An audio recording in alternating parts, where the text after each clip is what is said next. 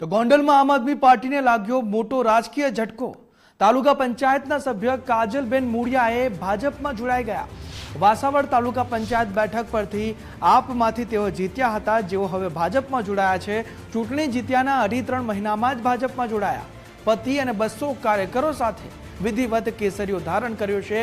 ભાજપના સ્થાનિક અગ્રણીઓએ તમામ કાર્યકરોનું સ્વાગત કર્યું છે। ભૂલ સમજાતા કાજલબેનની ભાજપમાં ઘર વાપસી થઈ તેવું પ્રફુલ ટોડિયા કહી રહ્યા છે। તો હવે આજે ફરીવાર 3-4 મહિનાના અંતે તેઓને એવું સમજાયું કે આમ આદમી પાર્ટીમાં જીતી કે આમ આદમી પાર્ટીની વિચારધારા એ મને માફક આવે એવી નથી। કારણ કે આમ આદમી પાર્ટી જે બીજા રાજ્યોમાં જે રીતે ખેડૂતો ઉપર દમન ગુજારી રહી છે એ બધું એના ધ્યાનમાં આવ્યું।